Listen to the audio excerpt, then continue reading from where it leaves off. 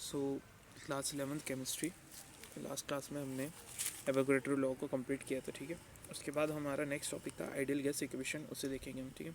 So ideal gases are the hypothetical gases. It means कि ideal gases जो होती है ये हाइपोथेटिकल होती है नेचर में, है ना। ये एग्जिस्ट नहीं करती है, सिर्फ गैसियस लॉ के स्टेटमेंट से उसे निकाला गया है, ठीक है ना, एक गैस इक्वेशन के थ्रू। और यहाँ पे बताया गया कि ideal gases obey all the gas law at constant pressure and temperature, ठीक है ना। So the three laws which we have learned till now can be combined together in a single equation which is known as ideal gas law. तो हमने अभी जो तीन laws देखे कौन कौन से, Boyle's law, Charles law and Avogadro law. इन तीनों लॉ को कंबाइन करके एक साथ एक सिंगल इक्वेशन बनाई जाती है। सिंगल इक्वेशन को हम क्या बोलते हैं, ideal gas equation. So according to the मतलब three laws of gases laws at constant temperature and number of moles, volume is inversely proportional to pressure, यानी V is inversely proportional to 1/P। ये Boyle's law का statement था। Second, at constant pressure and number of moles, volume is directly proportional to temperature. ये Charles law का statement था कि volume जो है वो टेम्परेचर के साथ साथ बढ़ेगा, राइट। थर्ड जो था एवोगैड्रो लॉ का स्टेटमेंट, वो क्या था, at constant pressure and temperature volume is directly proportional to number of moles, right.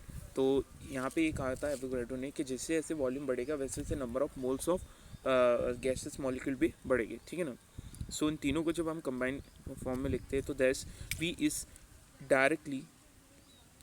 Is inversely proportional to number of moles into temperature upon pressure. Next, V is equal to R n T upon P।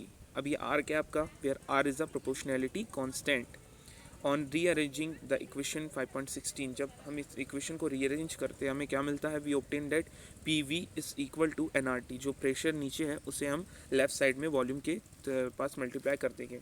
So P into V, pressure into volume, is equal to number of moles into proportionality constant into temperature N R T. यही हमारी main आपकी ideal gas equation का है, ठीक है ना। इसे याद रखिए, P V is equal to N R T, right.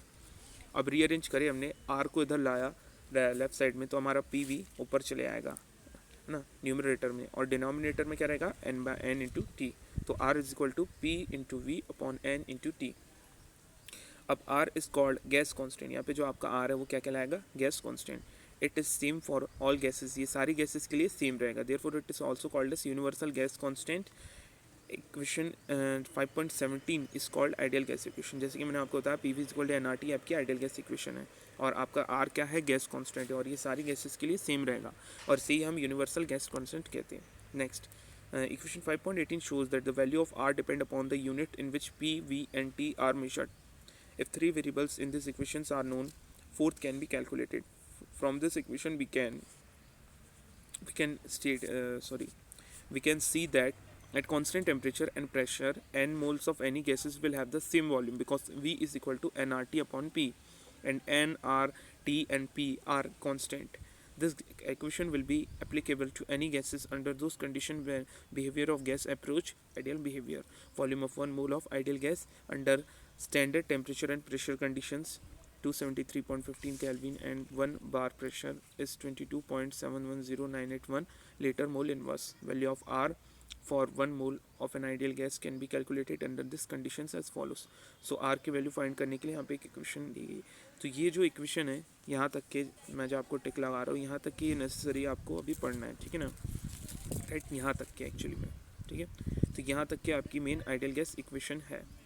इसके आगे की जो इक्वेशन है वहाँ पे हमने आर की वैल्यू को फाइंड किया, तो वो अभी हमारे लिए नेसेसरी नहीं है, उससे हम आगे स्किप करके आगे समझेंगे, ठीक है। नेक्स्ट हम आगे आते हैं। नेक्स्ट हमारा जो था इसमें टॉपिक,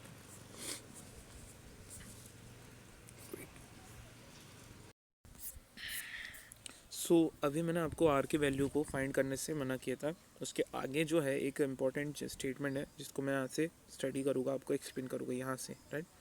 सो ये स्टेटमेंट क्या कहता है, let us now go back to the ideal gas equation. This is the relationship for the simultaneous variation of the variables.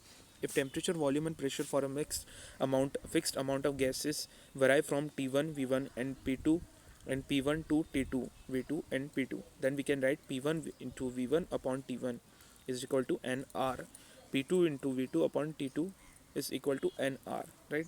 यहाँ पे वेरिएबल्स को बताया जा रहा है कि प्रेशर, वॉल्यूम, टेम्परेचर के दो वेरिएबल्स अगर हम लेते हैं तो ये इक्वल होगी एन इंटू आर के, राइट। सो एन और आर कॉमन है तो एक्सट्रैक्ट कर लिए हमने, इसे कॉमन निकाल लिए, तो हमारा इक्वेशन क्या बना, P1 into V1 upon T1 is equal to P2 into V2 upon T2, right. इसे याद रखिए ध्यान से। और आगे क्या लिखा है, equation 5.19 is a very useful equation. क्यों? क्योंकि if out of 6 values, if out of 6 values of 5 variables are known, मतलब 6 वैल्यू में से अगर आपको 5 वेरिएबल्स की वैल्यू पता है तो आप 6th अननोन वेरिएबल की वैल्यू कैलकुलेट कर सकते हैं इस इक्वेशन से, राइट। और इसी इक्वेशन को और क्या बोला गया है, इसी इक्वेशन को हम कंबाइंड गैस लॉ भी कहते हैं। तो याद रखिए, आपको क्वेश्चन आया कभी एग्जाम में कि what is a combined gas law, तब आप ये वाली इक्वेशन को एक्सप्लेन करेंगे, राइट। ये जो वाली इक्वेशन है। चलिए आगे बढ़ते हैं हम। नेक्स्ट है हमारा density and molar mass of a gaseous substance. अब किसी गैसियस सब्सटेंस की डेंसिटी और मोलर मास को हम फाइंड करेंगे। यहाँ पे आपको ये पिंक कलर के कॉलम में इसने रख के भी दिखाया कि हमें अगर किसी 6th वेरिएबल की वैल्यू फाइंड करना है, 5 वेरिएबल्स की वैल्यू है ऑलरेडी, तो हम कैसे फाइंड कर सकते हैं। जैसे यहाँ पे 6th वेरिएबल कौन सा आपका इस इक्वेशन में आप देख सकते हैं, P2। तो P2 की हमने वैल्यू फाइंड करें तो हमें लास्ट में 676.6 mmHg वैल्यू हमको मिल गई थी, राइट। तो नेक्स्ट हमारा density and molar mass of a gaseous substance, ये क्या जाता है, ideal gas can be rearrange as follows. Ideal gas को हम रीअरेंज करेंगे, N upon V is equal to P upon R T. पहले हमारा आइडियल गैस इक्वेशन था क्या, P V is equal to N R T, तो उसे हमने रीअरेंज करके कुछ इस तरीके से लिखा, N upon V is equal to P upon R T. यहाँ पे हम डेंसिटी और मोलर मास फाइंड करेंगे किसी गैसियस स्टेट का, राइट। तो रिप्लेस करेंगे हम एन यानी नंबर ऑफ मोल्स को small M upon capital M. हमने पहले पढ़ा था एक गैसियस लॉ में कि small M is equals to, ये देखिए हमने पढ़ा था, इसको मैं आपको एक और बार दिखा रहा। एवोगैड्रो लॉ में हमने ये वाला स्टेटमेंट पढ़ा था कि number of mole of gas can be calculated as follows. तो हम number of mole of gas को इक्वल मान सकते हैं small M upon capital M. Small M आपका क्या है, mass of a gas under investigation, और कैपिटल एम आपका क्या है, मोलार मास। तो अभी हमें क्या फाइंड करना है यहाँ पे, मोलार मास, इसलिए हम स्मॉल एम की वैल्यू क्या रखेंगे, स्मॉल एन की वैल्यू हम रखेंगे small M upon capital M. तो हमने रिप्लेस कर दिया एन की वैल्यू को, तो हमारा इक्वेशन क्या बना, small M upon capital M, और वी पहले से वहाँ प्रेजेंट था इसलिए एम इंटू वी हो गया हमारा, ठीक है, is equal to P upon R T. अब D upon M is equal to P upon R T, where D is the density. ये हमारे डी क्या डेंसिटी थी, इसलिए हमने एम और वी की वैल्यू की, एम अपॉन वी की जगह हमने क्या वैल्यू रख ली है, डी, और डी अपॉन कैपिटल एम हमारा वही का वही रहा। और rearranging the equation we get the relationship of calculating molar mass of a gas, capital M is equal to D हमारा डिनोमिनेटर में चले आएगा और इक्वेशन उल्टी हो जाएगी। तो डिनोमिनेटर आपका न्यूमिनेटर बन जाएगा और न्यूमिनेटर आपका डिनोमिनेटर, मैथमेटिक के रूल के हिसाब से। तो capital M is equal to small D into capital R into capital T upon small p, यानी density into proportionality constant into temperature upon pressure. ये आपका मोलर मास फाइंड करने का फॉर्मूला है किसी भी गैसियस स्टेट के सब्सटेंस, यानी किसी गैसियस सब्सटेंस का मोलर मास अगर आपको फाइंड करना है तो आपको यहाँ पे ये वाला फॉर्मूला पुट करना होगा। ये डी कहाँ से आया आपको एक और बार बता दे रहा हूँ, ये डी एक्चुअली में हमारे एम अपॉन वी की वैल्यू होती है, स्मॉल एम अपॉन वी की। तो हमने स्मॉल एम अपॉन वी की जगह पे डी को पुट करा, तो हमारी इक्वेशन क्या बनी, डी अपॉन एम। ये जो कैपिटल एम था ये हमारा एज इट इज वहीं पर ही रहा, ठीक है। तो यहाँ पे हमारा ये वाला density and molar mass of gases substance की इक्वेशन कंप्लीट हुई। ये वाला क्वेश्चन भी आपको आ सकता है, इंपॉर्टेंट है एग्जाम के बेसिस से, तो इसे भी आप ध्यान से पढ़िएगा, ठीक है ना। सो नेक्स्ट अब आगे बढ़ते हैं हम। नेक्स्ट है हमारा Dalton pressure and atomic Dalton's law of partial pressure. ये इंपॉर्टेंट टॉपिक है हमारे एग्जाम के बेसिस से। So this law was formulated bye John Dalton in 1801। It states that the total pressure exerted by the mixture of non-reactive gases is equal to the sum of partial pressure of individual gases। मतलब ये law क्या कहता है, ये law ये कहता है, इस लॉ को सबसे पहले जॉन डाल्टन ने 1801 में पुट किया था, हमारे सामने रखा था। और ये लॉ ये कहता है कि जो टोटल प्रेशर एक्सर्टेड होगा, है ना, मतलब एक पर्टिकुलर रूम में आप एक गैसेस का मिक्सचर रख लीजिए, ठीक है ना, और उस रूम में जो टोटल प्रेशर क्रिएट होगा, राइट, टोटल प्रेशर एक्सर्ट होगा, किसके द्वारा एक्सर्ट होगा, bye the mixture of non reactive gases, मतलब ऐसी गैसेस जो आपस में रिएक्ट नहीं करेगी। फॉर एग्जांपल जैसे आप एक कोई पर्टिकुलर रूम लीजिए, वहाँ पे आप अलग अलग टाइप की गैसेस रखिए जो एक दूसरे से रिएक्ट नहीं करेगी, वो कैसी गैसेस कहलाएगी, नॉन रिएक्टिव गैसेस। तो ऐसी नॉन रिएक्टिव गैसेस का जो टोटल प्रेशर है, इन सब का प्रेशर मिला के जो टोटल प्रेशर एग्जर्ट करेगी गैसेस, राइट, ये इक्वल किसके होगा, equal to the sum of partial pressure of individual gases, मतलब उन मिक्सचर ऑफ गैसेस में हर एक इंडिविजुअल गैस का पार्शियल प्रेशर के सम के बराबर होगा। यही आपका डाल्टन्स लॉ पार्शियल प्रेशर कहता है।